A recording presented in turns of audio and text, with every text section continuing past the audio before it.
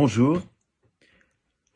La pandémie sème le chaos, bien entendu, et la question qui pourrait se poser, c'est serons-nous capables d'en sortir par le haut? Pour cela, une première condition me semble absolument centrale. Il faut qu'existent dans les pays concernés des systèmes politiques, des acteurs politiques qui débattent, qui négocient, qui passent des compromis, qui échangent d'une manière ou d'une autre, et non pas simplement un pouvoir d'en haut qui prendrait toutes les décisions. Deuxièmement, il faut bien voir que cette pandémie affecte nos sociétés de manière tout à fait inégalitaire. Et donc, la deuxième condition, c'est être capable, dans les prises de décision qui viendront ensuite, de penser en termes d'inégalité. Cela veut dire qu'il faut un État capable de prendre des décisions, de lancer des politiques publiques, de mobiliser des financements importants dans des secteurs qui ont été plutôt délaissés aussi longtemps que régnaient les politiques de type néolibéral.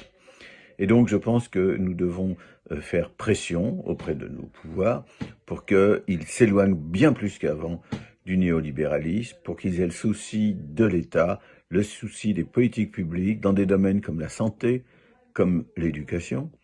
Troisième condition, on nous dit on va relancer l'économie.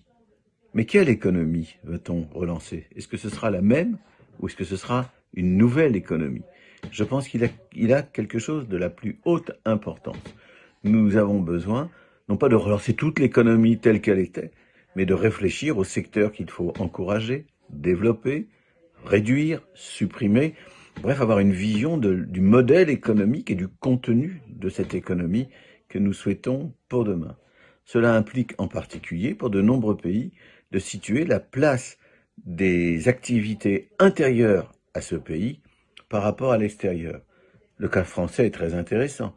Nous nous sommes aperçus que non seulement la Chine est une grande puissance importante, mais qu'en plus qu'elle exerce une emprise sur l'économie nationale française. Et nous l'avons vu avec les questions de masques qui nous font défaut, alors que la Chine est capable d'en produire des centaines de millions. Et donc, que faut-il réindustrialiser?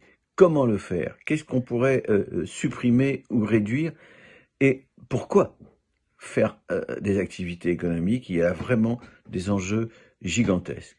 Je pense enfin que nous devons réfléchir à cette articulation du virtuel et du réel, du concret, que nous vivons en période de confinement, comme c'est le cas en France. En période de confinement, il y a d'un côté le numérique qui nous permet d'être en relation avec le monde entier, et d'un autre côté, les activités concrètes d'un certain nombre de professions. Nous devons savoir que nos sociétés marchent sur deux jambes, le virtuel, numérique, digital, comme peu importe la façon dont on l'appelle, et les réalités concrètes de l'existence, du travail, de la production, des activités en tout genre. C'est tout ceci qu'il faut prendre en compte.